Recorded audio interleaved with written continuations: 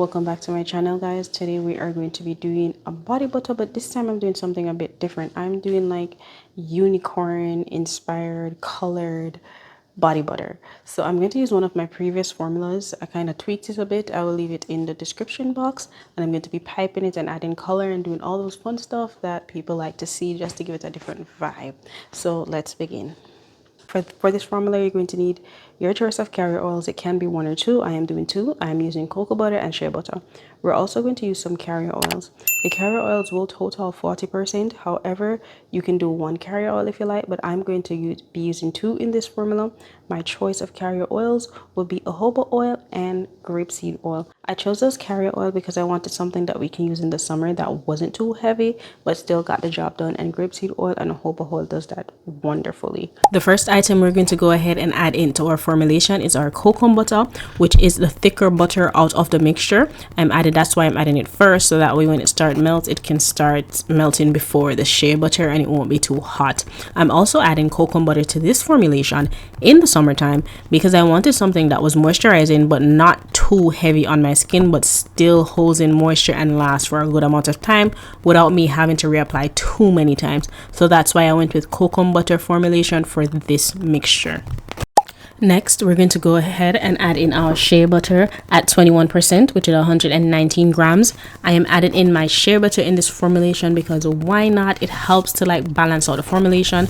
That means it's not too hard with the cocoa butter and not too soft with the shea butter. And shea butter overall is just a bunch of goodness it adds to the formulation. So I like to add it into my summer formulation.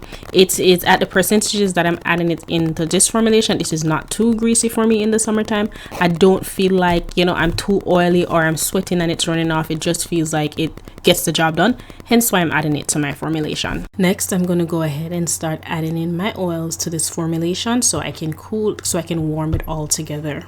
This brand is my first time using this brand. I just wanted to get some oils to use, in this formulation. If you want to know the brands that I usually use for like my business, I do have it linked below in my Amazon storefront, and I'm going to probably, if I like these, I'm going to continue to use them, and I'll tell you that at the end. All right, so now we're going to go ahead and add in our oils. I am using sweet almond oil and grapeseed oil because one, sweet almond oil feels so good on the skin. Grapeseed oil also feels good on the skin, and grapeseed oil is a lightweight. I'll say sweet almond oil is like a mixture, like an in-between feeling. We're going ahead and add in our sweet almond oil.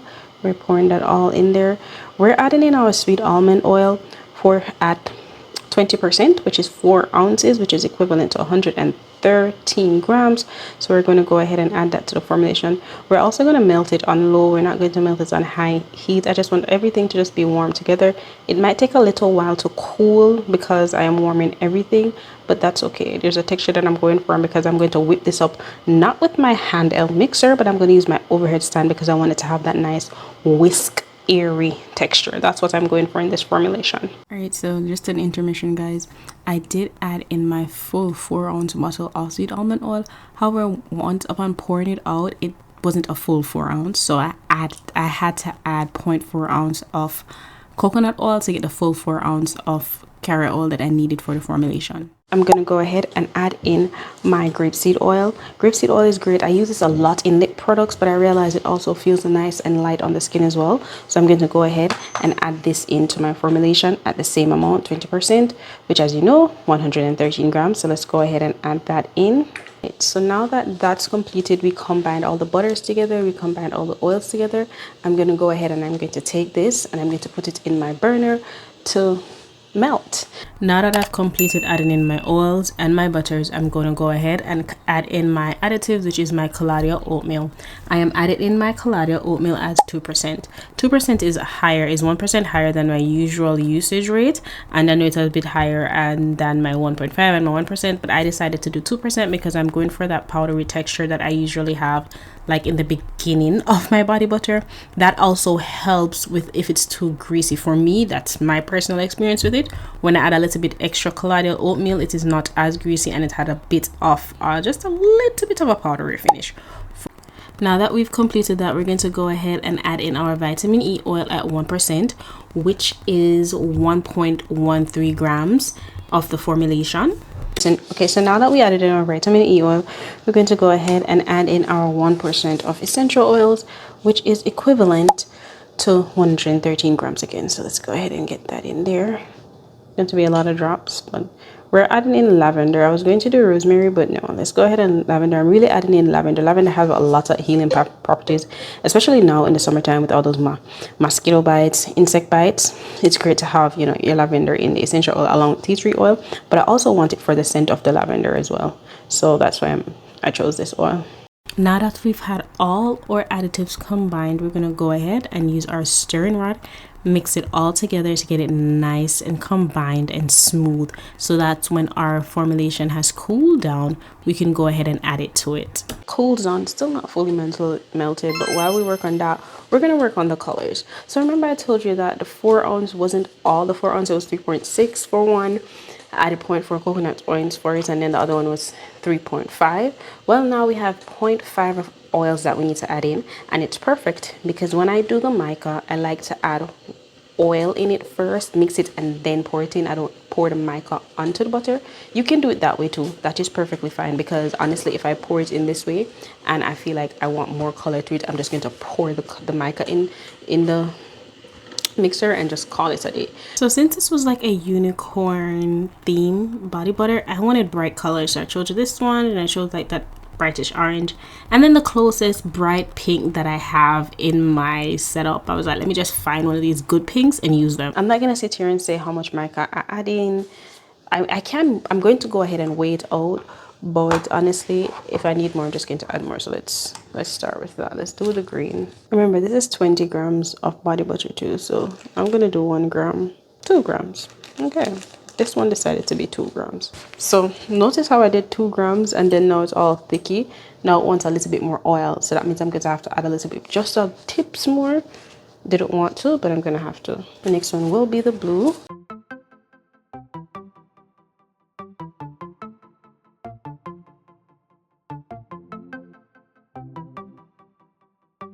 Alright, now that that's all completed, I didn't really get the video of me pouring this inside of my jar here, but I went ahead and added it to my jar here for my overhead mixer, and used that to mix up my formulation, because I haven't used it in a while, and I can tell you the texture of the overhead mixture compared to the handheld one is unmatched. It is different. It still feels good, but it does give you a little bit more of a fluff, because my overhead mixture is a whisk. Also, ignore my mixer kind of jumping. It is old, so it needs some screws somewhere, but yes, it does do what it needs to do. I must add that I don't usually add multiple colors to my body butter. I do like them basic, but I wanted to do something different. So here I am. I'm going to go ahead and separate the body butter, because I'm adding 3 colors. So I'm going to add my first portion first, like a portion of it first, then the next section, then the next section. So we're going to go ahead and do that. The first one we're going to add is our green. We are adding everything inside of it. While I was doing this, I was like, you know what, maybe the next time I would reserve more oils to it, so it can be a little bit more flowy when I add it to it, and not have so much wasted and left into the jar. So I had to end up scooping out everything that was in that tiny beaker. So for note to self, next time we will just be adding a little bit more oil, or we're going to just add the powder to the butter itself, which I have done before as well. And once I've completed doing that, I add it all in and I mix it as much as possible. Now remember previously when I just added the mica to the oils, I told you that the green wouldn't have been as deep as it looked in the beaker, because once you add it to your formulation, which is of a lighter color, it starts to have like a lighter color towards it instead of that dark green. And if I wanted dark green, I'd probably need more mica, or I'd probably just have to buy a darker mica overall. We're going to repeat this step for each color. So we went ahead and started this, basically doing the same thing for our blue color, and we're going to go ahead and do the same thing for our pink color as well, until they're all both, you know, nice fluffy and the color is completely mixed in.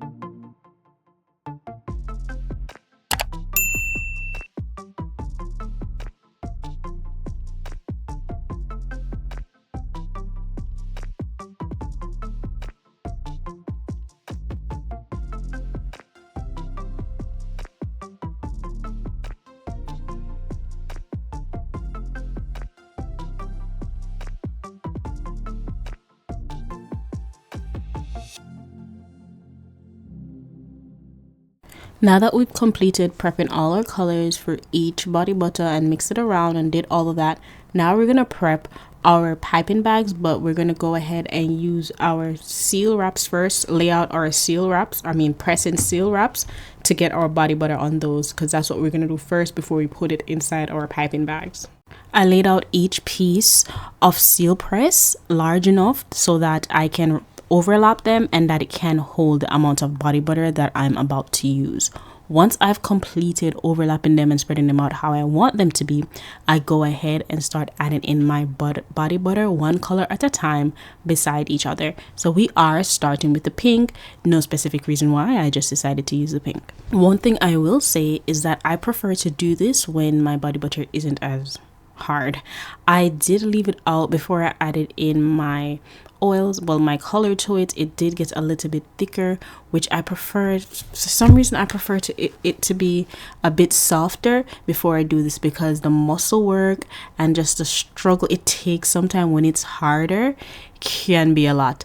And this can also depend up on your formulation, because there is kokum butter in this, and this is a kokum butter formulation, which is a bit harder. So let's say this was shea butter, I'm pretty sure it would be a bit softer compared to what it is right now. Or maybe if I added some more oils. Into what is, I have an issue with wasting things, so as you can see, I use like my tiny tools and stuff trying to get every bits and pieces out of this. But even towards the end, you'll see that some is always left over, and for some reason that bothers me, but it is what it is. As I mentioned earlier, we're going to go ahead and lay out each color beside each other, so that way I can get that swirling effect when I wrap it together. But keep watching and you'll see what I'm talking about.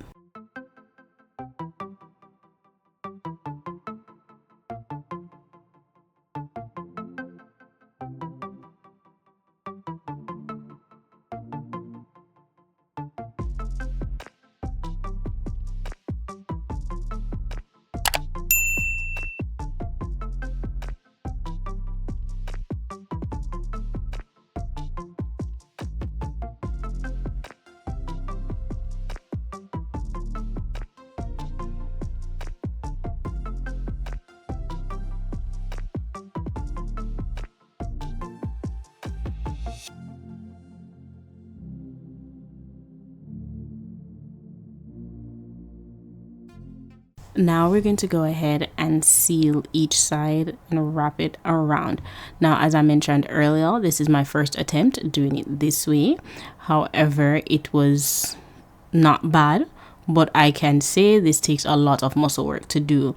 The ending result is so worth it though. Once we've completed wrapping and sealing our formulation together, we're going to go ahead and twist the bottom of it, or twist one end of it, twist it real tight so it doesn't like slide out, and it probably won't because of the texture, but you know, you want to twist that side. Next, we're going to clip the other end that's not twisted, because that's the end that our body butter will be coming through once we're able to put it inside of our piping bag. Our next step will be to prep our piping bag itself.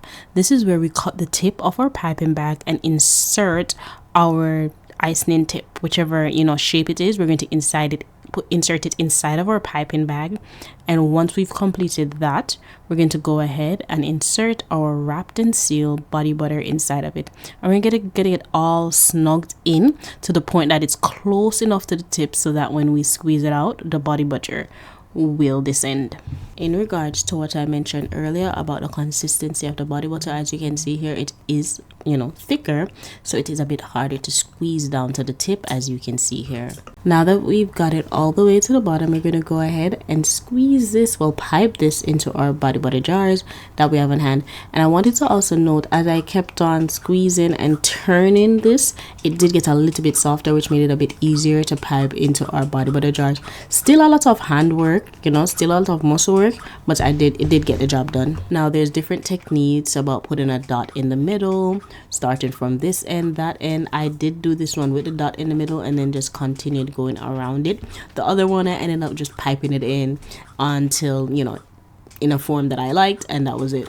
Now another habit that I have is that when I'm finished piping in or just putting in my body butter inside of a jar, I do beat it on a firm or a solid surface to have all of the air come out, so it can create more space for me to add more body butter. This is because, especially with this type of design, when you have, if you just want the cuteness and you go ahead and just pipe in your body butter, there's a lot of air inside of it. So a jar that may be 8 ounce, when you do it like this and not beat it on a solid, you know, surface and have it go down so you can create space and add more in it, you might have a jar that's 8 ounce, but the body butter is probably like 6. You know what I'm saying? So you're missing out on that extra couple of ounces. So as cute as it is, I do like to beat it on a solid ground so I can make sure if I am selling this, which I'm not, the customer gets the full 8 ounce. On that note, thanks for watching this video. If you want to see more of these videos, you can subscribe to my channel, like, share, leave a comment if you have any questions. Until next time.